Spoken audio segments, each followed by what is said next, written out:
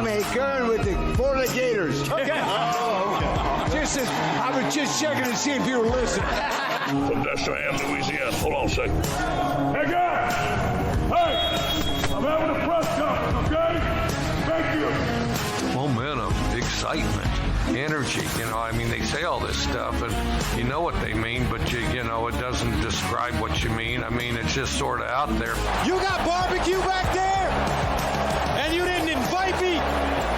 Hurt my feelings. I was just worried about, listening to, all your guys' rap poison.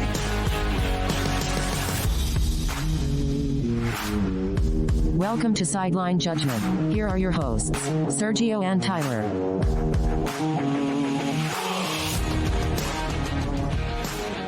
Welcome to Sideline Judgment. My name is Sergio. My name is Tyler. And today, Tyler, the Florida Gators are ranked. Yes, we are a mighty high rank, in my opinion. If I do say so myself, I agree. I for one was shocked. And I don't mean that ironically. I was actually shocked. I thought we'd get ranked. I didn't know we'd go all the way up to number 12 in the AP poll. I was expecting a 22, maybe a 24. I feel like they're trying to humble us when we go up against Kentucky next week. Humble us against Kentucky. I've never heard that phrase uttered before in my life. But alas, we will get to that. We will get to that in a bit, Tyler. We have all of week 1 to recap. We have to preview week 2 that's coming up. We, again, use our 5 wide and 2-point segments to do those.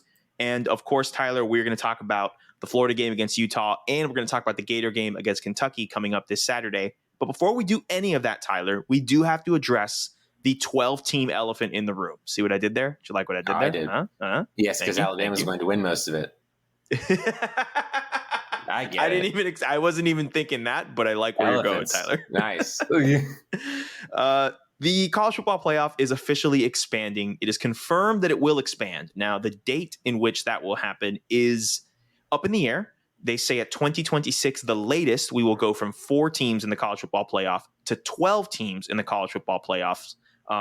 There's some negotiation. There's still some wiggle room, I should say, to see if they approve it to going as early as 2024 or as late as 2026, which is when it would be the first year that would officially happen, because the college football playoff contract with ESPN, the television rights, expires after the 2025 playoffs. So that's why that number is being thrown out there.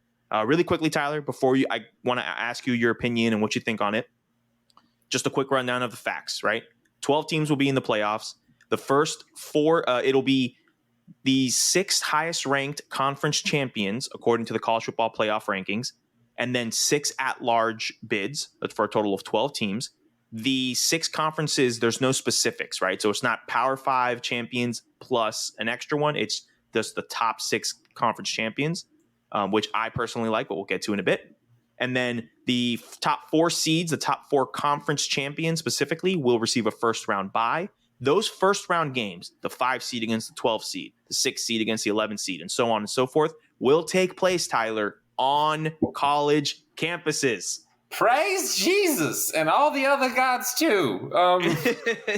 Choose your deity and praise and give them some allegiance, because, wow, that is in my opinion, the biggest thing to come out of this expansion. Probably the most fun thing to come out of this expansion. Just a quick recap.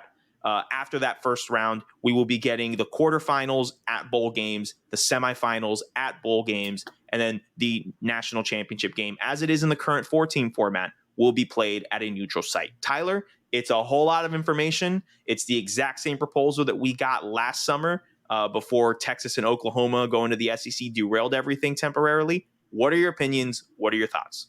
Okay. I didn't hear you mention this, but I believe it is also that the current proposal has them reseeding the teams after each round, which I think is ridiculous. But correct. I did forget to mention that. We're advocates of the bracket, but yes. No, keep the bracket. It just doesn't make sense. But regardless of that, a big fan of this because again, you have to refocus yourself on recenter how we talk about college football. It's not the point of college football is not to win the national championship. It is for some teams. It is for a team that we're a fan of because they're in that bracket. this expansion doesn't make it easier for other teams to win the championship. I mean, technically it does because it allows them to actually play for it. But it's more about making a better playoff environment, better playoff games. Like Alabama's still probably gonna, get the number 1 seed and win most of these games or be in most of these championship games. It's not really about that to me. It's about the fact that now, like group of 5 teams, because they said 6 power conference champions, a guaranteed group of 5 team is going to be playing every year. That's huge. Teams that could never even dream to chase the playoff can at least have a playoff game or a playoff victory in their record book now. I think this is going to make it more entertaining playoff series for us. I do think it's ridiculous that your reward for being a top 4 bracket and getting a bye week is to not play at home. I do think that does kind of not ruffle feathers, but it is a kind of a, man, I kind of wish. I know the athletic directors and the finances at universities are going, man, you mean to tell me that our reward is to not make as much money as we can? You know what I mean? Yeah. I mean, I understand semifinals and I advocate actually for semifinals in the national championship being, bowl games or neutral sites. I'm fine with that system, but I don't like the idea that as a Florida fan, I would actively be like, can we get the 5th seed so that I can go to a game in the Swamp? And, I mean, yeah, you technically want the bye week and maybe it'd help, but also selfishly as a Florida fan, I'll be like, yeah, but I won't get to see the Gators play a playoff game in the Swamp if we get the bye week. Well, immediately on the bucket list of games that we want to go to, at the top of the list now is home playoff game at the Swamp. That is now officially at the number 1 bucket list item. Because it's possible, and this especially helps a team that we're a fan of, because our team is even now currently in this realm of hey, we're the number 12 ranked team right now. It's going to be, I don't know, it's going to be fun. It's going to be a thing where a lot of people picked Utah or Baylor to be dark horse playoff picks now this year. And it was always kind of yeah, but can it really happen? And now it's just just handle your business. You can at least get a playoff game. Yeah. I think this will make it a more interesting, end of the season for us. And again, it's not really going to change my opinions about who the top 2-3 teams are, because that divide I don't think is going away. But it's going to make all those other games interesting. Yeah, because I agree with you a lot, Tyler. I really do. I want to say this. I tweeted this out on Friday when this announcement was made. I am begging you guys, begging the college football public to stop looking at the sport through the lens of the Alabamas, the Ohio States, and the Georgias. Please stop looking at and thinking everything nationwide, every level, every single team in college football has the exact same mindset and looks at the sport through the same lenses as those programs, because it's not. I have dubbed those 3 programs semi-professional football. They are operating at such a level that it is impossible for a team that is not in that category or in the tier right below, which includes us, our Gator team. We're not at that tier, but we're in that secondary tier where we could become those programs one day. The infrastructure's there, the potential is there, but we are not there yet. And what you said at the beginning of this description, Tyler, college football as a whole is not about winning the national championship.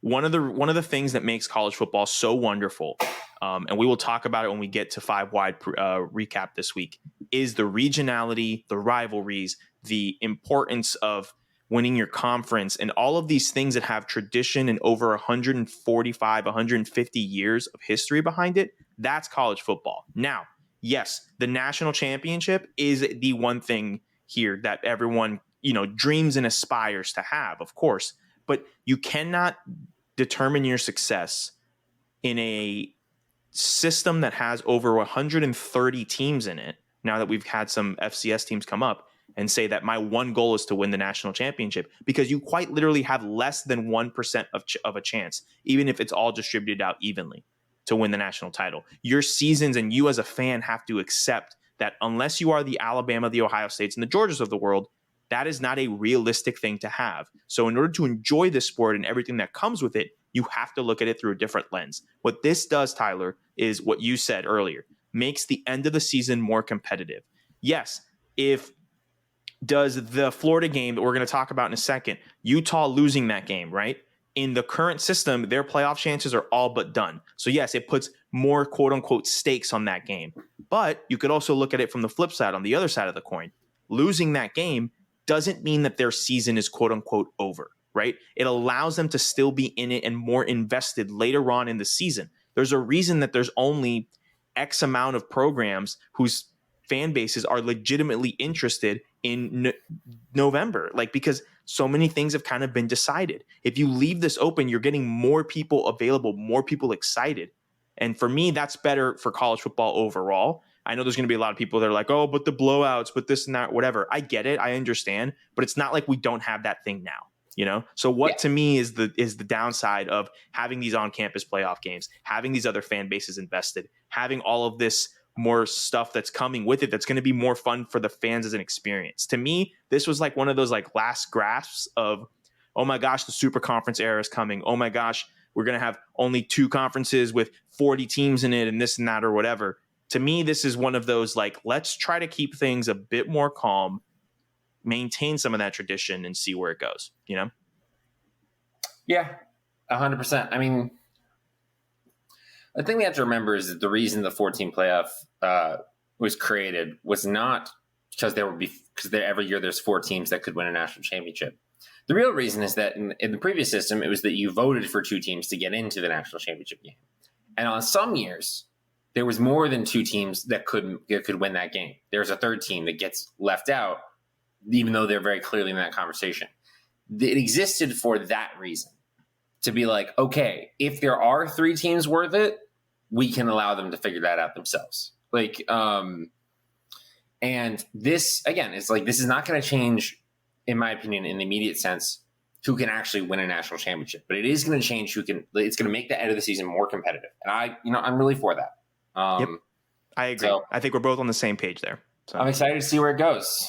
Yep. I do think, I don't know if I mentioned this, I think they're going to have to maybe take some games off of the regular season schedule, because like you can't be asking these kids to play more than a professional team's worth of season. I mean, they're going to, because it's NIL, but they will, of course. And number 2, you can if they get a cut of the TV revenue. Anyway, moving forward, Tyler, week 1 was very fun, was very hectic, was quite enjoyable, if you ask me. A couple games that stood out to me just before we, apart from the 5-wide games, but a couple games that really stood out to me. The App State North Carolina game was insane. They ended 63-61, all in regulation. Fantastic football game all the way around. NC State winning because the East Carolina kicker shanked an extra point and then missed the game-winning 41-yard field goal to win 21-20. Just heartbreaking on every step of the way. Houston pulling out a triple overtime victory at the Alamo Dome in San Antonio against UTSA, 37-35. Houston, UTSA coming back with like 25 seconds on the clock, going 80 yards to kick the game time field goal to go to overtime. Just incredible stuff all the way around. Just had some awesome fun games. Any games specifically stick out to you, or are you just ready to talk about Anthony Richardson? Those are actually the big ones. I mean, like those are the crazy ones. Mm-hmm. I will say, amazing job. Texas, San Antonio, Houston. What was that? We got questions. We got questions. We got to talk about that. I mean, like amazing that you were able to pull it out. Amazing. Right. Real toughness. But like, I don't know. In a very possible other world, they don't even make it to overtime, and that is an interesting question to be raising for Houston. Very, very true. Especially a team that was supposed to be like the class of the American this year. Like they were primed to be. It was like, this is Dana's year. Like everything he's done the past 3 seasons at Houston has been leading up to this. So the fact that they were squeaking by, even though I like UTSA, I really do think they're a really good team. I just think that with the hype that Houston had, I agree with you. They kind of should have dominated a bit more, in my opinion. The only other game that I want to talk about that's not, from what I can see on our rundown to talk about, is Clemson, Georgia Tech, which I actually didn't really get a chance to watch. But it further cemented the little bit that I did see further cements in my opinion that Clemson will probably win the ACC and are not nearly as good as they once were. Like, I think DJ Uyunglele is going to get Kelly Bryanted. I think so too. Which Yeah. it makes me sad, but it probably needs to happen because they kicked Georgia Tech's butt in that game and they didn't look good. No, so it's one of those things where, like, all. I feel like they're gonna win the ACC but at the same time, like this team is, in my opinion, not in playoff conversation. Like, yeah, I agree. I completely agree. Until they can show another quarterback has the goods, they're out of it for me. Yeah, I'm with you. I'm with you on that. Let's move to a team that does have the quarterback that has the goods. That is our beloved Florida Gators. And that quarterback that I'm speaking of his name is him from now on. Anthony Richardson is him. Unequivocally, uninterrupted, unquestioned quarterback number one in Gainesville. The hype is real, Tyler. Florida 29, Utah 26. An instant classic in the swamp, if I do say so myself, Tyler. Incredible game. Incredible. Game. What are your thoughts on the magnificent game? Florida definitely could have lost this game.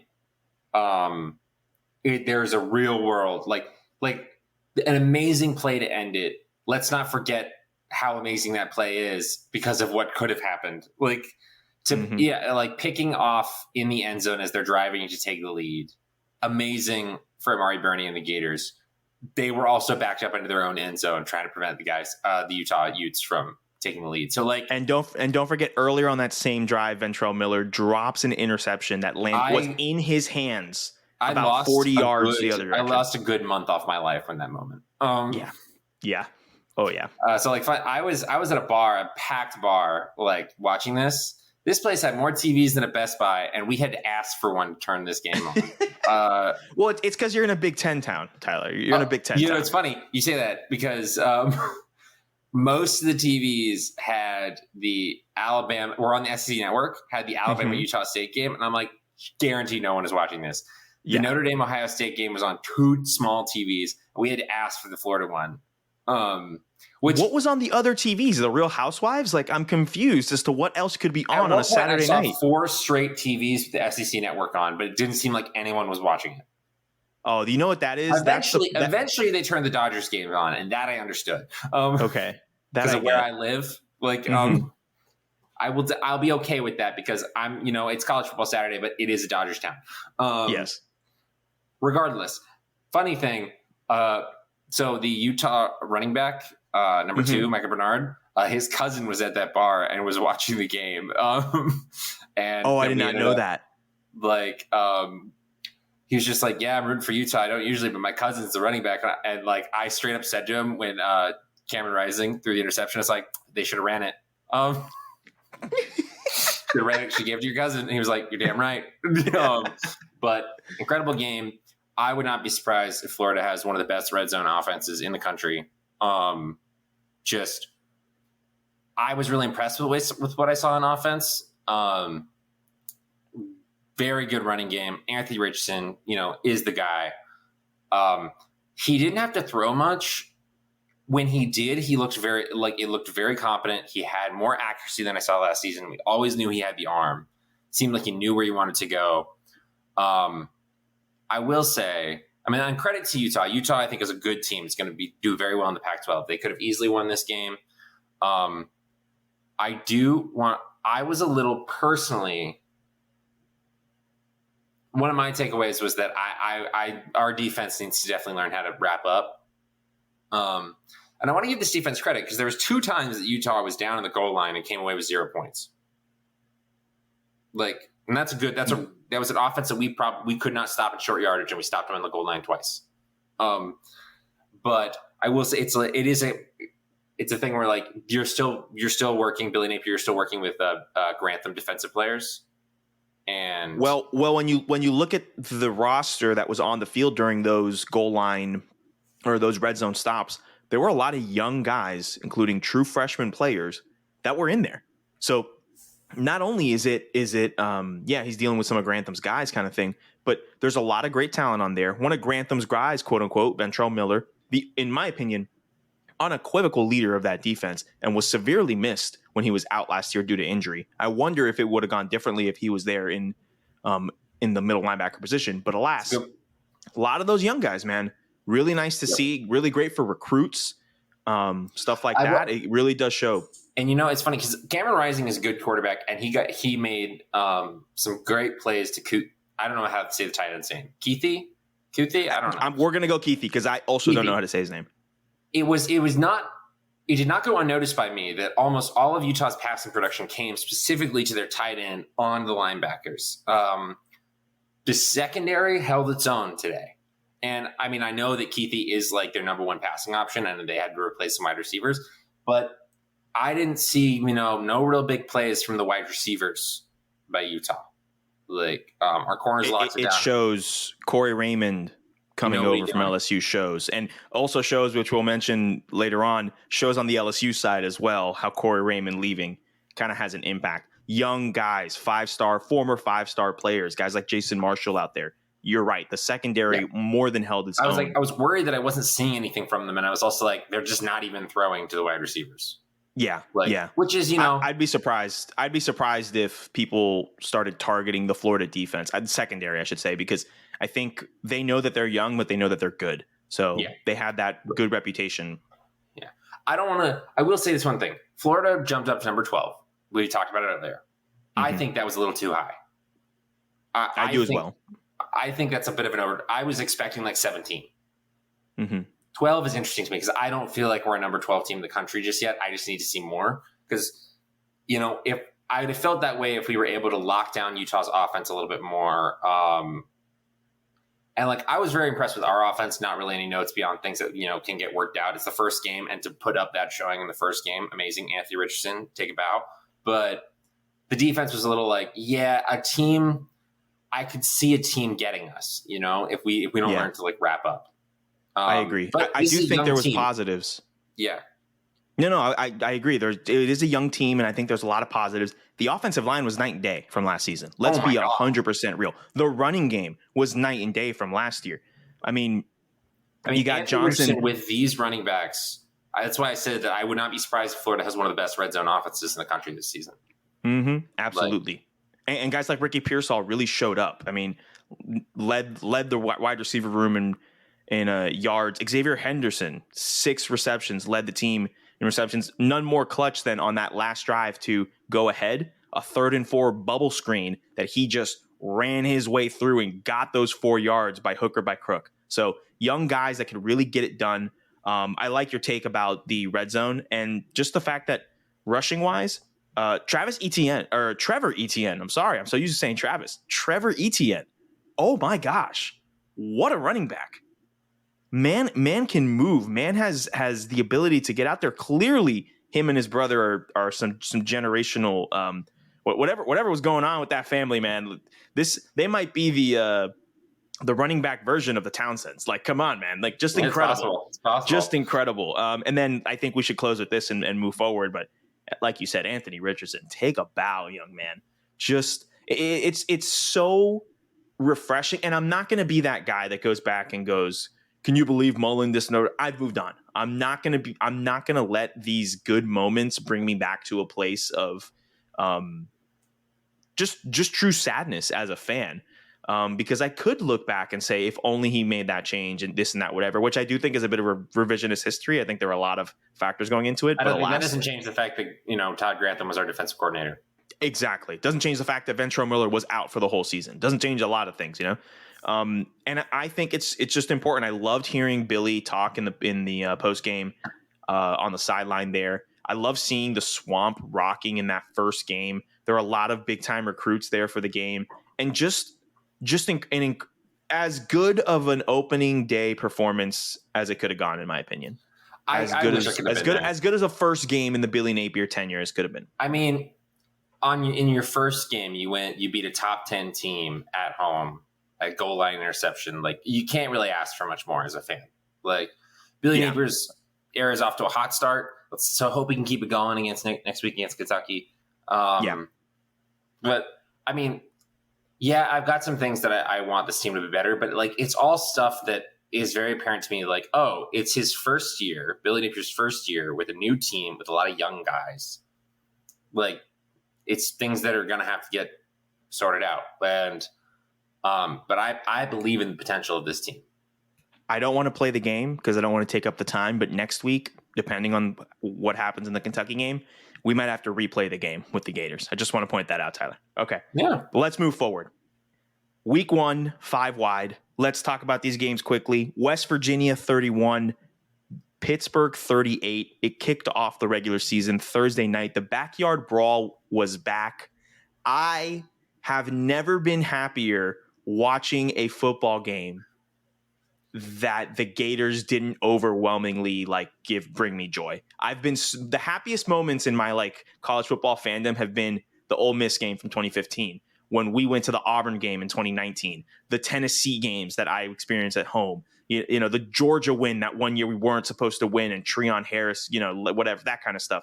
Those were my favorite moments. This might have been the happiest I was with a non-Florida Gator moment.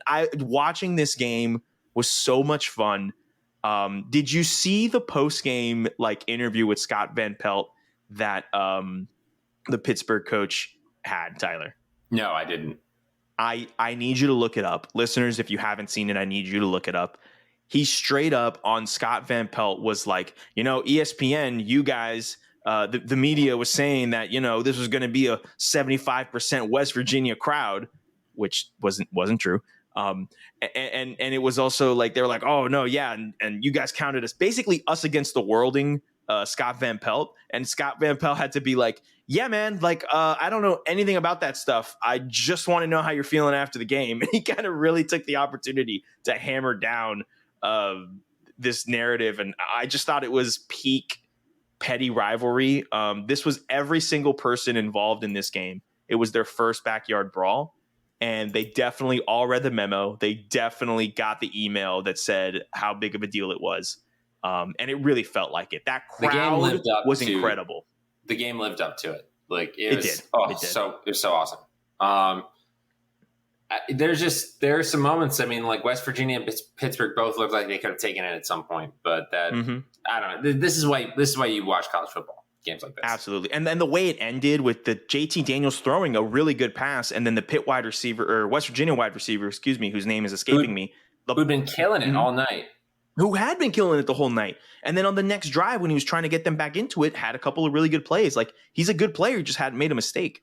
The ball goes through his hands, hits him on the helmet, bounces up in the air. The Pitt defensive back grabs it and takes it all the way back for a touchdown.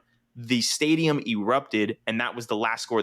It was the perfect way to have the game-winning touchdown in the backyard brawl. I'm so excited for next year when they play that game in Morgantown. Just chef's kiss. I'm so happy with it, Tyler, that I'm not even mad that I lost this pick. You picked Pittsburgh, and I went with West Virginia. I'm just happy you get the point. You with your heart, not your head. You know what? I also may or may not have allegedly. Actually, no, I don't allegedly. I was in Virginia. It's legal. I placed a West Virginia plus 7.5 bet, and that half point came in just the clutchest ways. So I'm happy with it, man. I'll take this one. I will take this. A game that went in a much different direction than the one we just talked about. Oregon took on Georgia, and to call it a football game might be a little bit generous to Oregon. Because I thought this was a joint practice scrimmage. Joint practices, yeah, like the training camp, NFL training camp, joint practices. Yeah, like a Hard Knocks thing. Georgia won this contest 49-3. It was in Atlanta, so it was a de facto home game for the Dogs. Bo Nix gonna Bo Nix, I guess. Is that what I have to say? Well, I love how it's just Bo Nix is going to a weaker conference with on a weaker team and is going up against the previous national champions. He will do better than he did at Auburn. No. He did worse, markedly. Yeah. I mean, I here's one thing. Stetson Bennett looked good this game. He did. I will say this. He did look good, but he did not look good enough for me to say I was wrong about Stetson Bennett. No, I still believe that in that quarterback room with Stetson Bennett and JT Daniels is the better quarterback. I would love to read the book. that goes into what happened that Kirby Smart didn't pick JT Daniels as a starter. It's not a matter of Stetson Bennett. It's not a matter of Georgia won because Stetson Bennett was so good. No. Georgia won a national championship in spite of having Stetson Bennett at quarterback. And I will continue to die on that hill. That is fair. I'm not saying you shouldn't. I will note that Georgia scored every single time they got the football in this game. 7 drives, 7 touchdowns. And, Stetson Bennett looked good. That's all I'm going to say. I'm not, he ain't Bryce Young, but he beat Bryce Young that one time, which really was the Georgia defense beat Bryce Young. And Stetson Bennett I don't know. He looks better is all I'm saying. There is a skill to legitimately game managing. Like, I'm not saying that's being quarterback bad. He made some big time throws. He did. He has the ability, so we'll leave it at that. Bo Nix made some big time throws in the wrong way though, so that kind of helped him. So anyway, we don't need to talk. We've talked too much about this game. Absolutely, we both picked Georgia. We both get the points on this one. Cincinnati 24, Arkansas 31. We both picked Arkansas. We both get the points. I do want to mention here, defensively, this was a really good game. This game was 14-0 going into halftime, but the second of Arkansas's touchdowns came with like a minute left in the second half. So for the majority of the first half, this was a defensive slugfest back and forth, which is something that you expect a coach like Luke Fickell to have his team in. I understand, and the reason that we both picked Arkansas was because of the lack of the question marks at both the defensive side of the ball and at quarterback for Cincinnati after being with such an elite secondary and with such a tenured quarterback in that they had before that, whose name is escaping me right now. Desmond Ridder. Thank you so much. Appreciate it. With Desmond Ridder. But they held their own. I was very surprised. I think it shows it's good for me in terms of in the future, if I want to look at games in the American, I think Cincinnati isn't taking a step back completely in the conference, but they definitely have the potential to go ahead and repeat as conference champions, in my opinion. That's what I took from this entire game. What did you take from it? Yeah, I feel the same way. My opinion of Cincinnati improved. I was like, okay, it's still Luke Fickell coached. It's still, it's still going to be good. I'll say my opinion of Arkansas was a little like, I feel like Arkansas, for what I thought they would be able to do, would have put this game away by a little bit earlier. Now, I don't know if that means that I should think less of Arkansas or just, think more of Cincinnati. I think it's more of the think more of Cincinnati. But yeah, good showing for both teams. Tough game. I think it was Arkansas kind of had control of the game the whole time, but Cincinnati didn't let them stay out of it. Didn't let themselves stay out of it. So it's good for them. Positive signs for Cincinnati. We'll see if it's, just, as we expected for Arkansas, or if it's a sign that maybe they're not as good. I'm not really quite sure what to think. Yeah, I think that's an appropriate way of describing it. I'm a little bit more bullish on Arkansas because I really do think Sam Pittman's a really good coach. And even though they lose someone like Traylon Burks to the NFL, I still think that they're the second best team in the SEC West. Okay. Okay, good. We're on the same page then. That's not on the same page. It's just that that ceiling, I don't know if they have the ceiling. Maybe I have a little bit less smaller opinion of their ceiling, but I still think they're clearly the second best team in the SEC West. Great way to put it. I agree. We both get the points on that one. Notre Dame 10, Ohio State 21. We both picked Ohio State. We get the points on that one. Tyler, this game was much closer than any of us thought it would be. So, yes. So credit to Notre Dame for staying in this game as long as they did. I didn't think it was possible. They were leading at halftime. They were leading at halftime. They were up 10-7. Ohio State, what are you doing? Aren't you supposed to get off the bus and drop 40? I mean, credit to Marcus Freeman. Notre Dame was just we are going to play one type of game in this day. We're going to play an absolute slugfest. You will not be scoring 40 on us. We may only score 10 points, but you will not be scoring 40. And they played that and it worked. But I was expecting a little bit more out of Ohio State's offense. And I think they really kind of locked it up at the end. And it kind of, even though it was only an 11-point game, Notre Dame wasn't beating them after halftime. No, but, and even when they were down 10-7, I didn't think Ohio State was in any trouble. I didn't It think there just was felt any like a matter panic. of time. Like Exactly. Notre Dame. I think this game says more. This is a rare game where both teams come away from this looking really good, because I think Notre Dame comes away looking good because of the way that they were able to defensively maintain one of the arguably the best offense that we've seen, over the course of the last year, 2 years. But then also Ohio State was able to say, okay, someone figured us out. That's fine. We're perfect. We're going to get got one time. But we're so good that we're going to be able to make those adjustments on the fly. In the first half, you had CJ Stroud throwing the ball all over the place. They're trying to throw, blah, blah, blah. Second half, both of their touchdowns in the second half, the only touchdowns in the second half, came on double-digit play drives that took 6-7 minutes to materialize. The game-winning drive, or the go-ahead touchdown to make it 21-10 was like a 14-play, 7 and something minute drive that went 90 yards or 95 yards. It was just a masterclass of, we are going to take over the game, we are going to control this, and we are the better team. We're going to suffocate you out of this game. So for me, it was positives on both sides, personally. Yeah, I mean, I thought Notre Dame was going to get smoked, and they didn't get smoked in the way that I thought they were going to get smoked. Yep, it was a 17.5-point line, and they did not lose by that. I mean, my only thing is that, like, yes, I just want to find. I think Ohio State having such low production was a product of Notre Dame deciding that they were going to play them one way and forcing them to play that way. Mm-hmm. I want to be again. It's week 1. I want to see if this is the one, the exception. They played a really good team and they had to play outside their box, or if I should be worried that CJ Stroud, isn't taking that step that I want him to. Yeah, I would lean on the former, but I agree with you. I think time will tell. I think it is the former, but it's been one game, so I want to see if this becomes a pattern. Yeah, agreed. And then finally, to wrap up 5 wide, FSU 24, LSU 23. This game took place on Sunday. I was at a family function. Tyler was texting me some updates on this.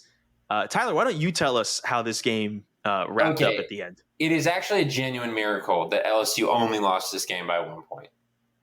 I mean, I don't mean to say that FSU looks great, because I don't think they look great, but FSU was running circles around LSU in this game.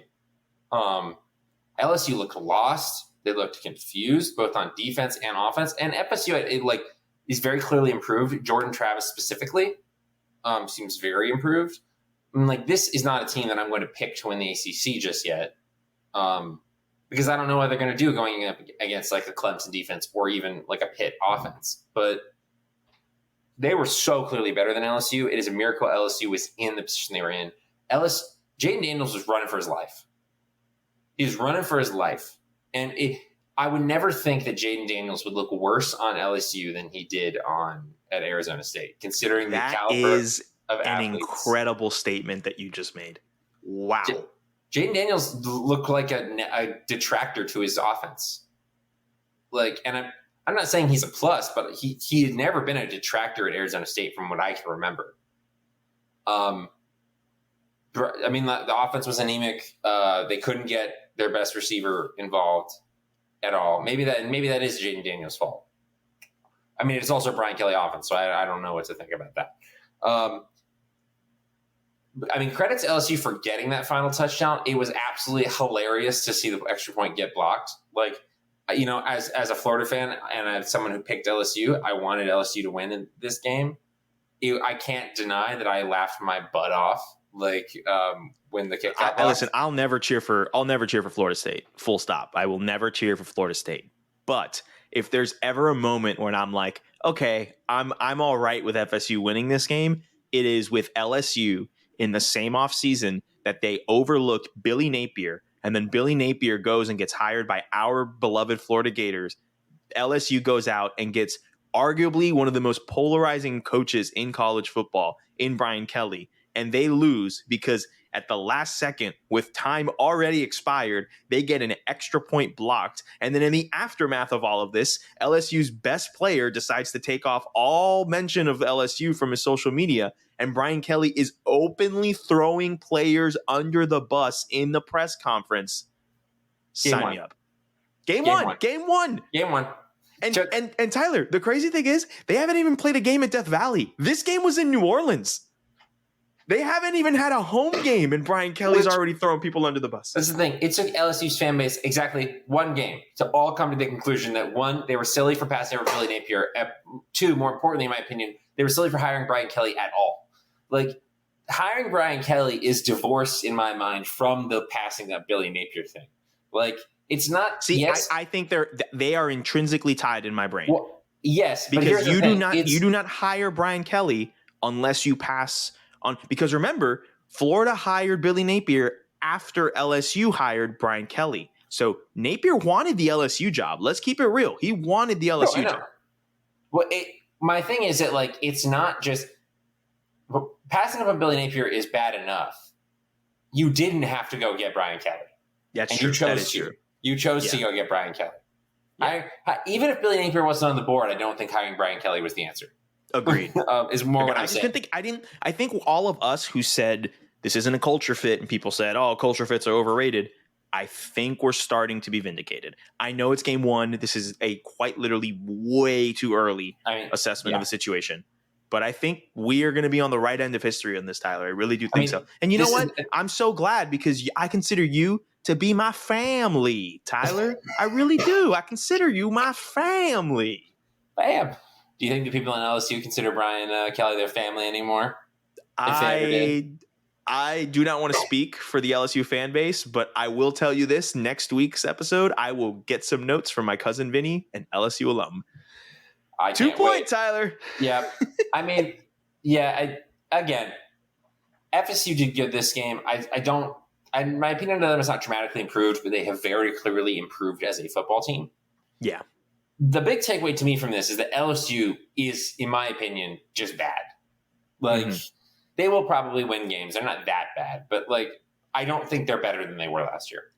Can you believe that at this point, I'm not as concerned about either game, but I will say I am more concerned about the Florida State game being played in Tallahassee on a Friday night than I am with the LSU game. Like, isn't it 6 months ago? If I told you that, I wouldn't have understood that. Exactly.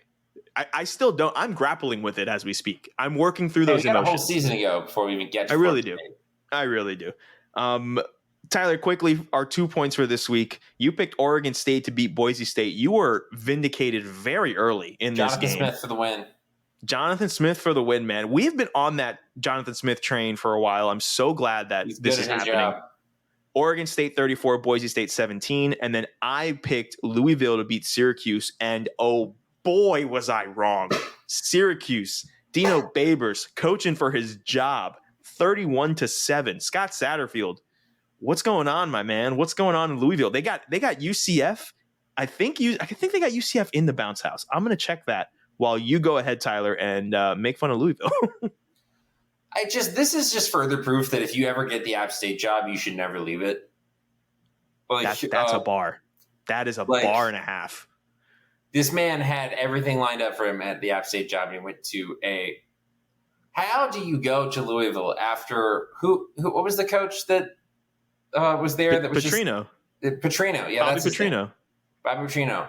And somehow you don't improve the team. Come on, man. Yikes.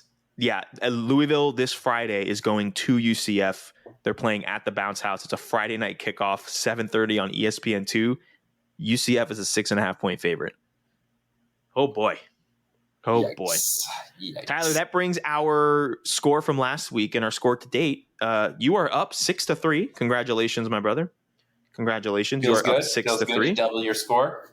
I just want you to realize it's a marathon. It's not a sprint. Okay, let's calm down. I think I have always been behind you at the beginning of each season. So. You do. Yeah, I guess you do. Tyler, before we get into week 2 5 wide, the Gators are taking on Kentucky. 7:00 kickoff on ESPN. It's another night game in the Swamp. I read somewhere that I think there's like less than 1,000 tickets left. Less than 1,000 tickets available. So man, I love this might have similar energy to the Utah game. And for those who have never experienced I should rephrase this because for the longest time, the Kentucky game was always a given W. And until Dan Mullen lost at home, since that game, it has been one of those, okay, I'm a little worried about Kentucky. And that is once again what is happening here. What are you looking for? What do you think will happen in this Kentucky game that is hopefully another raucous environment like it was last week? So we joked about last episode about how we actually wanted the home game, the ideal environment for the Utah game in our mind going before it would have been a noon game because the temperature would have played to the home team's advantage. It did actually play to our advantage, just not as much given that it was a night game. This is a game that I'm actually very happy is a night game because you need that environment in this situation. Home field advantage is going to be huge for us. It always is, but it's going to be huge in this game.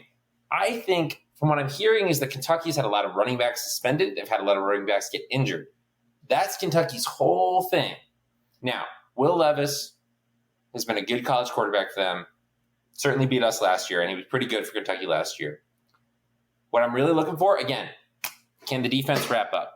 Can we wrap up? Because we can't be letting these Kentucky running backs gaining extra yards. That is going to kill us. That is going to be what does this team in if they lose this game.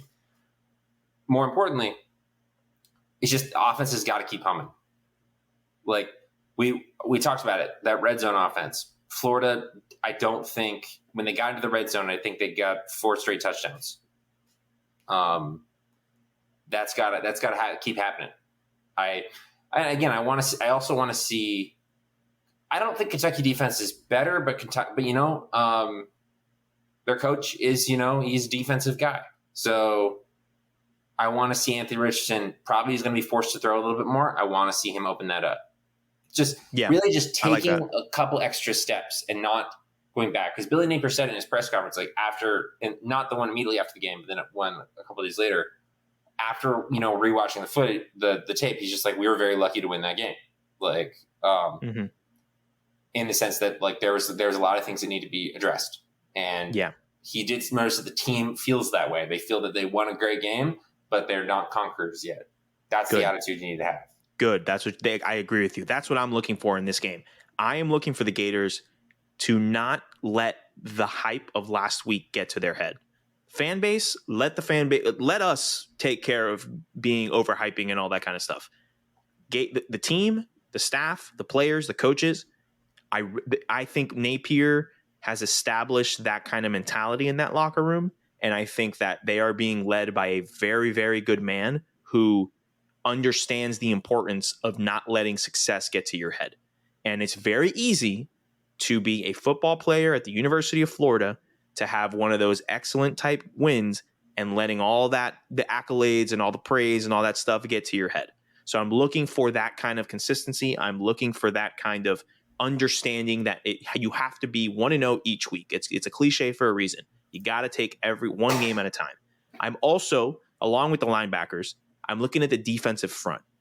Kentucky is, like you said, notoriously a running team. That offensive line is always, always, always good. At a minimum, their base level is decent. They never have a bad offensive line. I'm looking for that front that front to go ahead and try to get in the backfield, blow up those running lanes. And when Will Levis has to drop back to pass, they can get to the quarterback, they can rush him, and they can do well because the secondary is good enough. Like we talked earlier, they're good enough to be back there by themselves. I truly have a lot of faith in that team. In that group, I really do. And then I'm also want to point out Will Levis. Don't confuse NFL draft hype for this quarterback is good. I don't want to say confuse it for a good quarterback because by default they're talented. They are good quarterback. But don't confuse NFL hype for college success. I guess that's the way to put it. Because Will Levis has been hyped all offseason for being this, this guy that all the teams has the tools, wants to, is good prospect, all that stuff. That doesn't translate necessarily to success on the football field at the collegiate level. And I think that if the Gators allow for that hype to seep in and let him kind of get hot and get cooking, it could be a problem for them, especially with a young defense and or a defense just isn't up to par talent-wise with what we could get in the future given Billy Napier's track record with recruiting so far. So that's what I'm going to be looking forward to. That's what I'm going to be looking out for. And then, the offense, like you said, get them moving, get them humming. I love the run game. I would like some more consistency in terms of practicality with Billy Napier's play calling.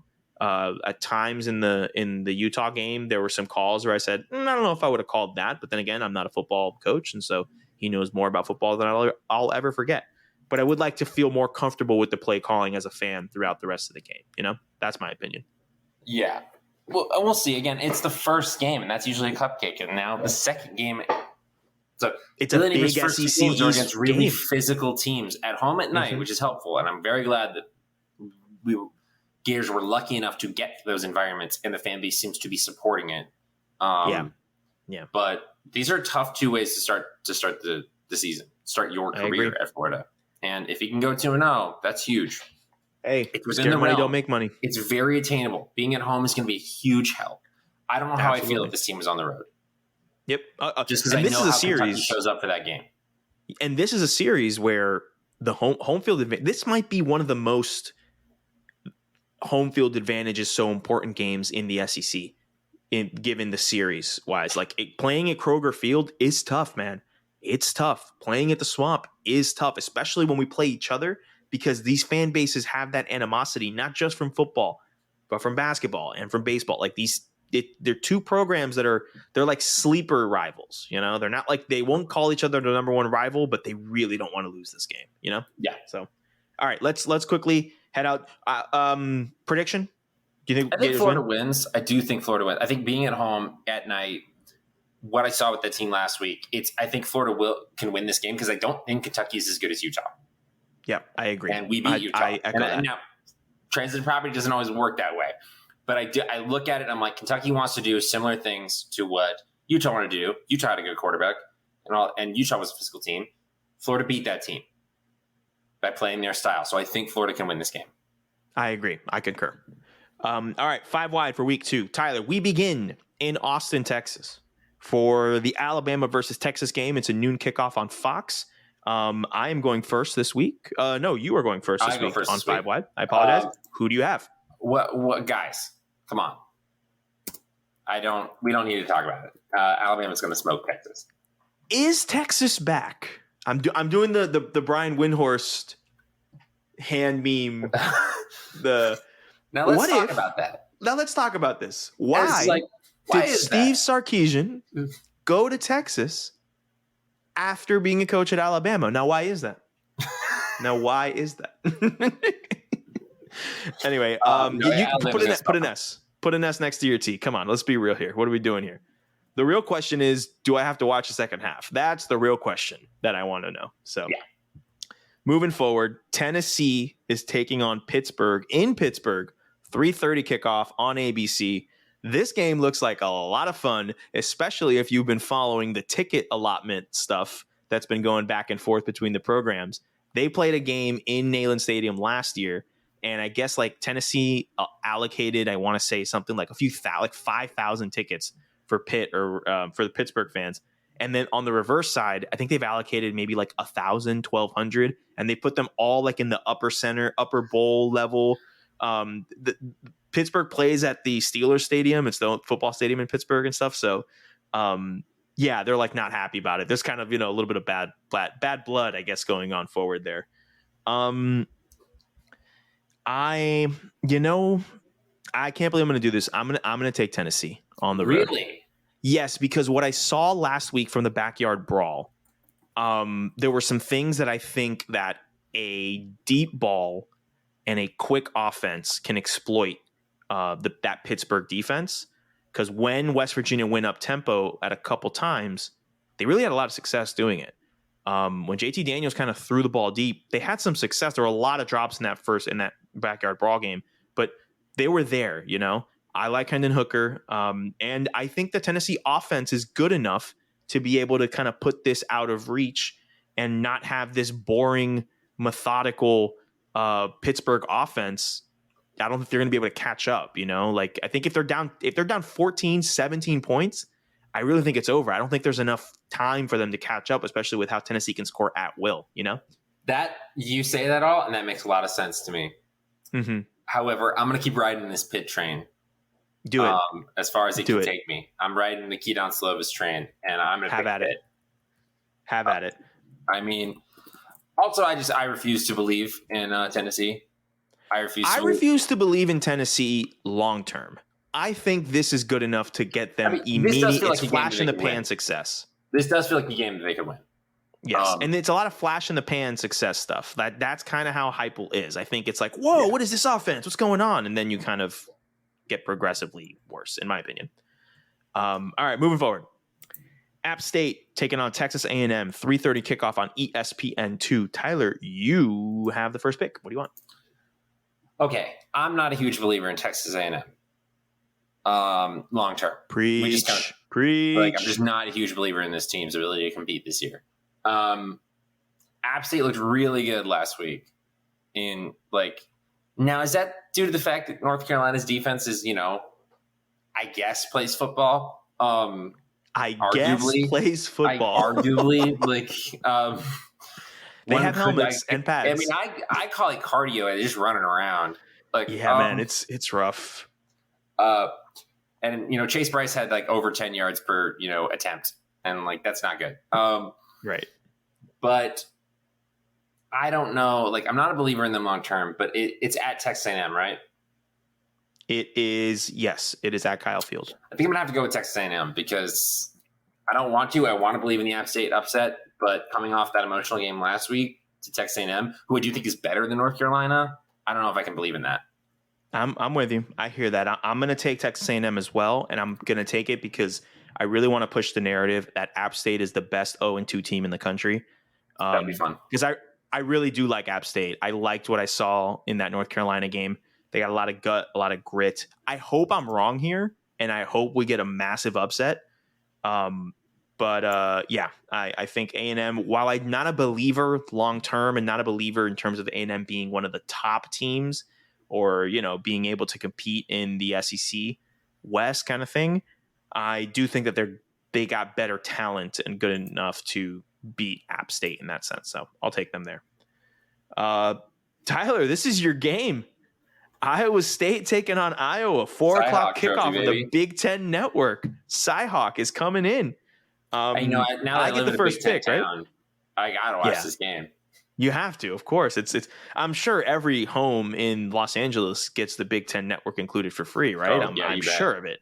Of course. You pick. I go first right? here. Yeah, you pick first. This is one of those I don't need any information to make the pick. We gotta draw battle lines here. I'll take Iowa. I know you. I'll take Iowa for the pod, for the content, Tyler. For the content, I will take Iowa. For the content. Even though this is arguably the worst offense in the country because they scored 7 points last week on a field goal and 2 safeties against an FCS team. They also punted 8 times. Just peak Iowa, man.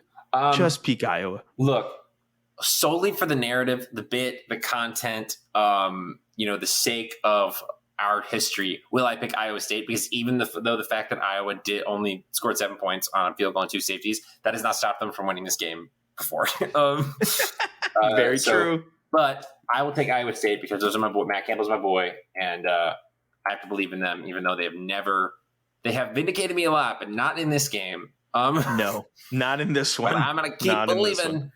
I will say, if there's ever a year where this game goes your way, I think this might be it. What's that classic thing where it's like the year after they really needed it, it shows up? Yeah. This is a classic thing with rivalry games. It's the next year, the year after when it was all supposed to work out. That's when you beat your rival. Happens all the time. Yeah. Last one on the 5 wide, Tyler. Baylor taking on BYU. Baylor's ranked 9th. BYU's ranked 12th. 10:15 kick on ESPN. This is a prime time game being put in the Pac-12 after dark slot, and I absolutely love this for us. Tyler, you get to pick first. Who do you got? Man, right? I don't know what to think. They both had blowout wins against bad teams in week 1. So again, they both have really good coaches. Both do have really good coaches. Gosh, I don't know what to pick here because I could see both of these teams winning. I think I am going to have to go with. I think I'm going to have to go with Baylor on this one because I really like Dave Aranda. I like that defense. Baylor was so close to the playoff last year. I think I'm going to go with Baylor. Does me telling you that this game is being played in Salt Lake City change your mind? No, because I already said it. Okay, perfect. I was not paying attention. I'm a bad friend. I'm so sorry. I will be taking BYU. This is, I think Baylor's the better team overall. But I BYU is not an easy place to play. So no, it is not.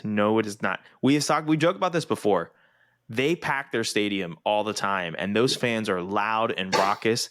And the craziest part about it is that they're all sober. So they're doing all this crazy stuff without any influence of alcohol in them, which I respect. I commend. All right, 2 points. Ooh, okay. My 2 point. I go first. So there's 2 games I want to pick. okay, One of them is one of the last games to kick off this week, and one of them is one of the first games to kick off this week. I think what I'm going to have to do is go with one of the first games to kick off out of a pure emotional play, out of something that I believe will happen, and out of goodwill to a group of friends of mine that attended a certain directional school. Let me remind everyone that it is a directional university school, not the flagship university of the great state of Florida. Okay, not that one, not the team that beats top 10 teams in their own home when they come in all hyped up and immediately skyrocket into the top 15 of the AP ranking. Not that one, but UCF. I will be taking UCF over Louisville at home on Friday night. The game kicks off at 7:30 Eastern. It is on ESPN2. UCF is a 6.5 point favorite. They played last week on Thursday against, a nobody. And John Rice Plumlee looked pretty decent. I'm not going to lie. Granted, it was against, lower competition, but I am excited to see what he does to this Louisville defense. Louisville could what? be considered lower competition. Shots fired, ladies and gentlemen. So that's my pick. Tyler, I'm going to assume you're going to pick the game that I wasn't going to pick. I'm hoping. It's got you energy written all over it. So. Are you talking about the Mississippi State Arizona game? I'm not talking about that game. I'm trying to figure out what game you're talking about. The game right before that. Oh, see, there it is. I had an SEC pick, but I think I might go with this one. Give me a second as I talk through this because podcasting is visual medium. Of course it is. You know what? Yeah, I'm going to stick with what's working for me. I'm not going to do my previous pick, and I actually really like this game. So the Oregon State Beavers are playing the Fresno State Bulldogs. And that might not sound like an interesting game, but both those teams are 1-0, and Fresno State ain't no slouch. Jake Haener is still there. And he threw for almost 400 yards last week. But I can't doubt Jonathan Smith, so I'm going to go with the Oregon State over the Fresno State Bulldogs. My guy. I know you so well. I'm so proud of myself. That was the play I would have made, to be honest. That was the play I would have made. It would have been a good one. It would have been a good one to make. I wanted to go Kansas State over Missouri. Okay, I almost went, Tyler, and I kid you not, I almost went, I'm pulling it up here, Kansas over West Virginia. Wow. Almost, but I did not, and I was That's smart. probably very smart that you didn't do that. It was genius of me not doing that. All right, recapping 5 wide. We got Bama taking on Texas at noon on Fox. We both have Bama. Tennessee taking on Pittsburgh at 3:30 on ABC. I have Tennessee. Tyler has Pittsburgh. App State taking on Texas A&M at 3:30 on ESPN2. We both have the Aggies. Cyhawk, Iowa State taking on Iowa, 4 o'clock on the Big Ten Network. Tyler has his beloved Iowa State Cyclones, and I begrudgingly have the worst offense in college football in the Iowa Hawkeyes. They'll still probably win. Just saying. And then Baylor takes on BYU in a battle of top 15 ranked teams. 10:15 kickoff Eastern on ESPN. Tyler has Baylor. I have BYU. And our 2 points for this week are UCF over Louisville for myself. That is a Friday night kickoff, 7:30 on ESPN2. And Tyler has the Oregon State Beavers beating Fresno State on the road, 10:30 Eastern kickoff, Saturday night on CBS Sports Network. Tyler, that's going to wrap it up for this episode of Sideline Judgment. Do you have any other things you want to hit before we call it a night? I mean, college football's back, so I mean, I'm personally very happy. I fell straight back into the podcast. Like, I'd listened to a couple, and then like after Saturday, I was just like, well, I will be listening to all of the recap podcasts because I'm fully back in, and there is a deficit of college football content out here on the West Coast. Oh yes, yeah. You're not inundated by the SEC and ACC networks at all times like I am down here. Did you see, by the way, that like UCLA had like one of the worst attendances like ever? They like they said it was like 21,000, and someone tweeted the picture, and I can guarantee you, I have seen bigger crowds at South Florida high school football games. Can guarantee. I don't doubt it. Yeah, I'm not even joking. Like I've been to high school football games that have had bigger crowds than what was at the Rose Bowl on Saturday. So. Man, I just can't believe these people have the Rose Bowl and just refuse to go to it. And in fairness, here to be completely fair with you, it's hot in LA right now. I believe you. It is 109 outside right now in the Valley. So did you see the San Diego State University brand new stadium that they have down there in San Diego? And it was like 102 degrees, and there's absolutely zero shade and coverage in that stadium. So it looked like it was empty. It looked like it was empty, and then like there was a TikTok, and you go through like the underneaths of the stadium, the concessions, the bathroom, and it's packed with people just looking for shade.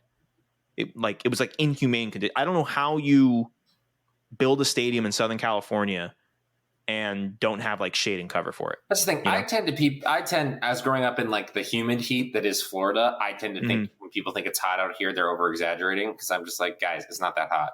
It's hot. This is the hottest part of the year. My AC is currently set to 69 degrees, and it is 82 degrees in this apartment. Not because the AC isn't working. Nice. It is trying its hardest, and it's not going well. I'm hoping that you can get that fixed for your own health and safety. I'm currently, if you look closely, I'm like sweating a little bit.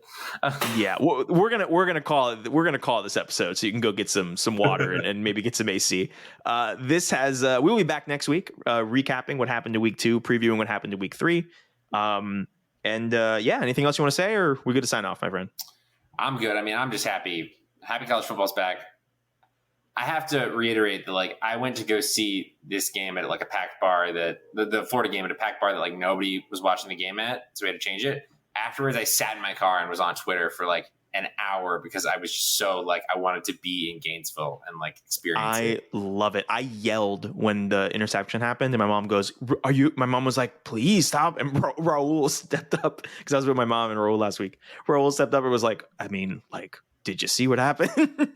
He was like, "There was a moment to scream." Yeah. He was like, "Can you blame him?" And my mom was like, "No, okay, you're good." Yeah, like me, I'm sure that me and Lucas, my gay friend from college that I was singing it with, were probably given looks because we yelled openly in the bar, and like I was just looking at the TV, so I couldn't like focus on anything else. Like I'm sure we were getting looks. Oh yeah, I'm sure. Well, Tyler, I hope that no one gets looks while they're listening to this podcast as part of their college football consumption. We'll be back next week, previewing week 3, reviewing week 2, and updating you on all the news in the college football world. With all that being said, Tyler, this has been another episode of Sideline Judgment. My name is Sergio. My name is Tyler. We are not biased, Tyler, but go Gators. Go Gators. Anthony Richardson for Heisman.